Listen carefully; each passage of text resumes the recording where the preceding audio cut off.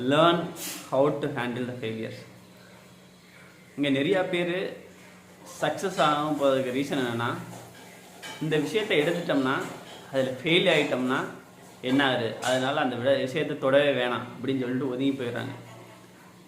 நிறையா பேர் current generation youngsters நிறையா விஷயத்தை தொடங்குறதுக்கே பயப்படுறது. ஏன்னா ஆனால் அவங்களுக்கு ஃபெயிலியரை எப்படி ஹேண்டில் பண்ணுறதுன்னு தெரில. இது ஒரு ஆர்ட். ஒரு விஷயத்தை எல்லாராலையும் எடுத்து பண்ணிட முடியாது. ஃபெயிலியரை ஹேண்டில் பண்ண தெரிஞ்சவங்களால் மட்டும்தான் மிகப்பெரிய விஷயங்களை கையில் எடுத்து பண்ண முடியும். உங்கள் குழந்தைங்க அந்த கேப்பபிலிட்டி இல்லைன்னா ஃப்யூச்சரில் மிகப்பெரிய பிரச்சனைகளை அவங்க ஃபேஸ் பண்ண வேண்டியது இருக்கும்.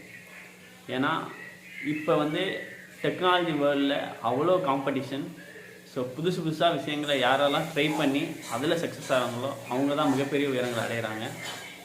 உங்கள் குழந்தையும் அப்படி ஒரு மிகப்பெரிய உயரத்தை அடையணும்னா teach them how to handle the failure. ஒரு விஷயத்தை தோத்துட்டா, ஃபெயில் ஆகிட்டா அவங்கள டிஸ்கரேஜ் பண்ணாதீங்க. அவங்கள என்கரேஜ் பண்ணுங்கள். அவங்களால முடியும் அப்படின்னு சொல்லிட்டு அவங்களுக்கு கைட் பண்ணுங்கள். இந்த ஃபெயிலியரில் அவங்க நிறைய விஷயங்கள் கற்றுக்குவாங்க. அது மூலியமாக அவங்க லைஃப்பில் நிறையா விஷயங்களை அவங்க ட்ரை பண்ணுவாங்க. ஸோ அப்படி அவங்கள ஃபெயிலியர் ஹேண்டில் பண்ண தெரியலைன்னா மோஸ்ட் ஆஃப் த டைம் அவங்க நிறையா விஷயத்தை ட்ரை பண்ணாமலே ஒதுங்கி போயிடுவாங்க. அப்படி ஒதுங்கி போனால் அவங்க ஒரு நார்மல் லைஃப்பை தான் லீட் பண்ண முடியும். If they want live the successful life then they should know how to handle the failure.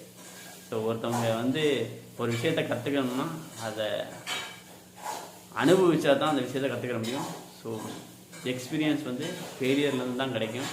So உங்கள் குழந்தைங்களை நீங்களே try to fail as fast as possible. எவ்வளோ வேகமாக முடியுமோ அவ்வளோக்கு ஃபெயில் ஆகுங்க. அதுலேருந்து எந்திரிச்சு வேகமாக வாங்க. அதுலேருந்து லேர்ன் பண்ணுங்கள். Then you will be successful. இதுதான் இன்றைக்கி நான் ஷேர் பண்ண நினச்சது. Thank you so much. Have a great day.